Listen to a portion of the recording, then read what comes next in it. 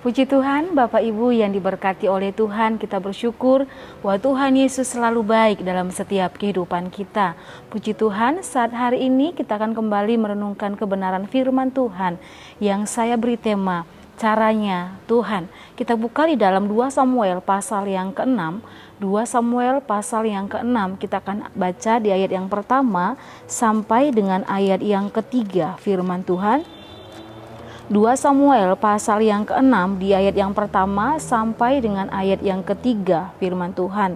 Daud mengumpulkan pula semua orang pilihan di antara orang Israel, 30.000 orang banyaknya. Kemudian bersiaplah Daud lalu berjalan dari Baale Yehuda dengan seluruh rakyat yang menyertainya untuk mengangkut dari sana tabut Allah yang disebut dengan nama Tuhan semesta alam yang bertahta di atas kerubium.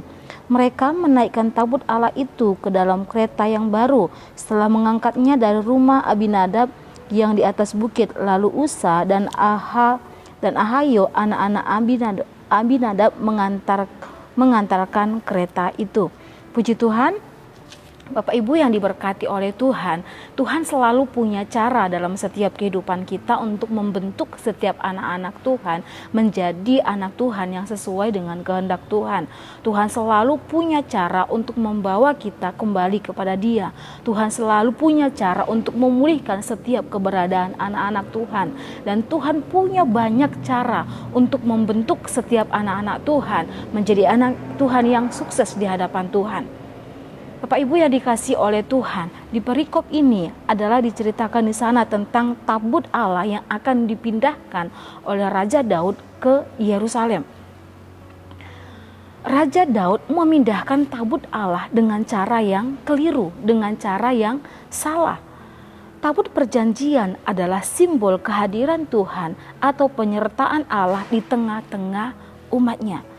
Kesalahan yang dilakukan oleh Raja Daud, kekeliruan yang dilakukan oleh Raja Daud di dalam dia memindahkan tabut Allah itu mengakibatkan akibat yang fatal, mengakibatkan sesuatu yang tidak baik yang terjadi di sana.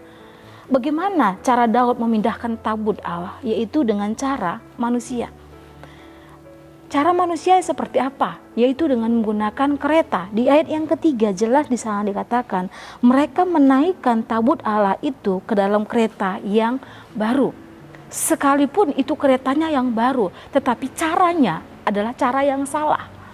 Sekalipun di sana dikatakan umat-umat Tuhan Israel yang terpilih yang dibawa oleh Raja Daud, mereka memuji Tuhan dengan sekuat tenaga, mereka bernyanyi buat Tuhan, tetapi cara pemindahannya yang salah.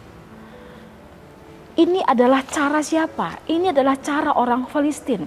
Kita ingat ketika bangsa Israel kalah dalam peperangan dan tabut Allah yang orang Israel bawa ke medan perang, tetapi tetap aja mengalami kekalahan dan tabut itu dibawa oleh orang Filistin ke tempatnya. Dengan apa? Dengan menggunakan kereta. Dan cara yang sama ditiru oleh Raja Daud, yaitu dengan membawa tabut Allah itu menggunakan kereta. Walaupun mungkin medannya yang akan mereka lalui adalah medan yang sangat sulit. Ada terjal, ada hal-hal yang mereka alami. Tetapi yang terlintas dalam pikiran mereka adalah jalan pintas. Yaitu dengan menggunakan kereta. Itu adalah jalan terbaik. Menggunakan alat, itulah cara yang terbaik yang mereka pilih untuk membawanya. Tetapi kata firman Tuhan, itu cara yang salah. Cara bukan cara yang Tuhan kehendaki. Dan sehingga pada akhirnya Pak Ibu yang dikasihi oleh Tuhan, kereta itu tergelincir dan Usa menyentuhnya. Akibatnya adalah Usa mati di sana. Mungkin kita berkata bahwa kenapa Usa Tuhan bunuh? Kenapa Usa harus mati di sana? Padahal Usa punya niat baik, yaitu supaya tabut itu tidak jatuh karena kereta atau lembu yang membawanya tergelincir. Dan punya inisiatif untuk memegangnya, untuk melindunginya. Bapak Ibu yang diberkati oleh Tuhan, tabut Allah itu adalah berbicara tentang kehadiran Allah. Allah bisa melindungi miliknya. Dan tabut Allah itu di sana katakan adalah tabut yang kudus, adalah benda yang kudus yang tidak bisa disentuh oleh siapapun. Mengapa Tuhan membunuh Usa? Yaitu karena ketidaktaatan akan cara Allah. Ketidaktaatan akan cara Allah. Inilah salah satu alasan. Ini satu-satunya alasan mengapa Allah membunuh Usa. Usa Allah menjadi satu perwakilan bagi seluruh umat Tuhan yang ada di sana. Raja Daud, bagaimana Raja Daud yang tidak taat akan kehendak Tuhan, tidak taat akan caranya Allah. Karena apa? Yang mereka gunakan adalah cara manusia, bukan caranya Allah. Usa adalah perwakilan dari semuanya akan ketidaktaatan mereka akan caranya Tuhan. Lalu bagaimana caranya Tuhan? Caranya Tuhan untuk membawa tabut perjanjian adalah dengan cara dipikul di atas bahu. Dengan cara dipikul di atas bahu, bukan menggunakan alat, tetapi langsung dipikul oleh bahu, dipegang oleh seseorang. Tetapi itu pun bukan sembarangan orang yang akan bisa memikulnya. Dengan rincian sebagai berikut, yaitu hanya orang Lewi yang boleh membawa tabut perjanjian. Bapak Ibu bisa baca di dalam Ulangan pasal yang ke-10 di ayat yang ke-8, dijelaskan di sana bahwa Allah memilih orang-orang Lewi yang membawa tabut perjanjian itu. Yang kedua, Bani Kehat dari orang Lewi bertugas memikul tabut dengan kayu pengusungnya. Itu juga orang-orang yang terpilih. Di sana dikatakan hanya Bani Kehat. Bilangan 7 ayat yang ke-9 bagian B di sana dikatakan, karena pekerjaan mereka adalah mengurus barang-barang kudus yang harus diangkat di atas bahunya. Dengan kata lain, bukan menggunakan gerobak atau menggunakan alat, tetapi langsung di atas bahu. Yang ketiga, tidak boleh menyentuh tabut perjanjian. Di dalam Bilangan 4 ayat yang ke-15 bagian B di firman Tuhan, tetapi janganlah mereka kena kepada barang-barang kudus itu, nanti mereka mati. Bapak Ibu yang diberkati oleh Tuhan, Allah sudah menyampaikan kepada Musa bagaimana cara membawa tabut itu. Dan apa yang harus dilakukan, apa yang harus diperbuat. Bahkan orang Lewi sendiri pun yang dipilih Allah tidak boleh menyentuh dari benda kudus. Karena apa? Ketika mereka menyentuhnya, yang adalah kematian. Jadi ketika Usa mati karena dia menyentuh dari tabut itu adalah sesuai dengan firman Tuhan. Apa yang firman Tuhan sampaikan, itu pasti terjadi. Sekalipun kita berkatakan Usa punya niat baik, Tuhan bisa melindungi miliknya sendiri tanpa bantuan manusia. Cara yang salah, inilah cara manusia. Bapak Ibu yang diberkati oleh Tuhan, Tuhan punya kehendak dalam setiap kehidupan kita sebagai anak-anak Tuhan. Apapun yang kita lakukan, kita menggunakan itu dengan caranya Tuhan. Daud keliru mengangkat tabut itu, bukan dengan caranya Tuhan. Daud lebih memilih cara manusia daripada menaati caranya Allah, atau bertanya kepada Allah apa yang dikehendakinya berkenan dengan tabutnya. Daud lupa bertanya kepada Allah apa yang harus diperbuat. Setelah itu baru kita melihat di pasal-pasal setelahnya bagaimana Daud, di ayat-ayat setelahnya bagaimana Daud akhirnya bertanya kepada Tuhan. Dia melihat kembali tentang kebenaran firman Tuhan, bagaimana cara-cara mengangkat tabut Allah, bukan dengan benda tetapi dengan caranya Tuhan, dengan cara diusung. Bapak Ibu yang dikasih oleh Tuhan, kisah ini mengajarkan kita sebagai anak-anak Tuhan untuk tetap menghargai caranya Tuhan, untuk menghargai aturannya Tuhan, untuk kita meraih kesuksesan, untuk kita meraih keberhasilan. Kita menggunakan caranya Tuhan. Seringkali anak-anak Tuhan menggunakan caranya sendiri supaya dia meraih kesuksesan. Seringkali kita menggunakan cara kita, kemauan kita untuk kita meraih keberhasilan. Tetapi kadang Tuhan membawa kita kepada proses demi proses, tahap demi tahap, supaya kita berhasil di dalam Tuhan. Kebenaran firman Tuhan mengajarkan setiap kehidupan kita bagaimana caranya. Cara yang pintas yang mungkin banyak orang lakukan, mungkin dengan korupsi, iya.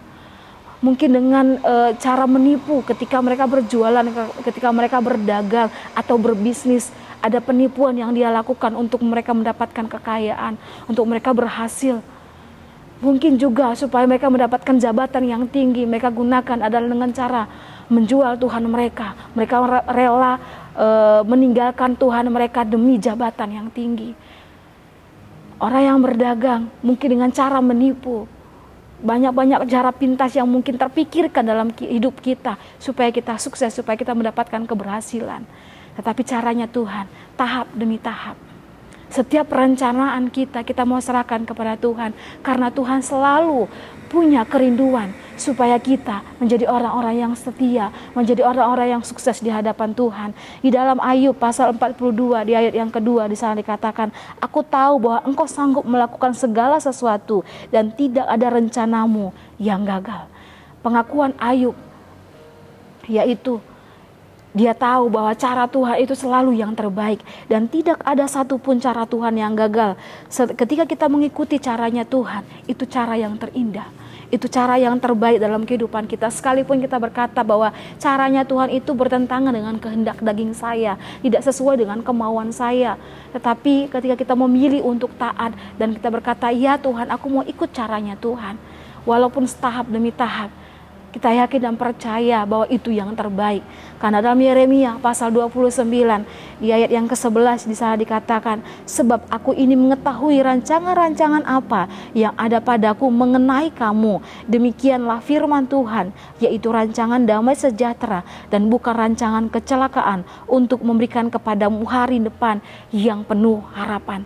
Bapak Ibu yang dikasih oleh Tuhan, Tuhan punya rencana, dan rencana Tuhan itu adalah yang terbaik dalam kehidupan kita. Dan firman Tuhan itu selalu mendatangkan damai sejahtera, selalu mendatangkan sukacita, mendatangkan hari depan yang penuh dengan harapan. Jalan pintas selalu berakibat fatal, jalan pintas selalu berakibat yang tidak baik dalam kehidupan kita. Tetapi ikuti caranya Tuhan, ikuti prosesnya Tuhan, akan mendapatkan hasil yang terbaik, yang mendatangkan sukacita, yang mendatangkan damai sejahtera bagi setiap kehidupan kita. Mari Bapak Ibu yang diberkati oleh Tuhan, cara Tuhan bukan cara kita. Cara Tuhan terbaik dalam setiap hidup kita. Puji Tuhan, Tuhan Yesus memberkati. Kita berdoa. Terima kasih Bapa buat setiap kebenaran firman Tuhan di dalam setiap kehidupan kami. Kami belajar dari Raja Daud akan kekeliruan yang dia buat supaya kami tidak melakukan hal yang sama, tidak mencari jalan pintas, tapi kami mau ikut caranya Tuhan. Kami mau ikut proses demi proses untuk kami mendapatkan keberhasilan, untuk kami mendapatkan kesuksesan karena kami tahu Tuhan, ketika kami ikut caranya Tuhan, hasil yang baik yang akan Tuhan kerjakan dalam setiap kehidupan kami, dan itu selalu mendatangkan sukacita, selalu mendatangkan damai sejahtera bagi setiap pribadi kami.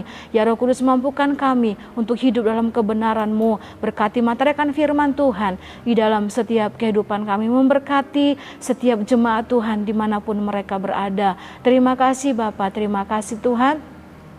Keluarga GPDS Sada Magelang tidak menerima roh dunia, tetapi roh yang berasal dari Engkau ya Allah, supaya kami tahu apa yang Engkau ya Allah karuniakan kepada keluarga GPDI El Sadai Magelang. Terima kasih Tuhan, terima kasih Bapa. Jadilah kehendak-Mu dalam setiap kehidupan kami.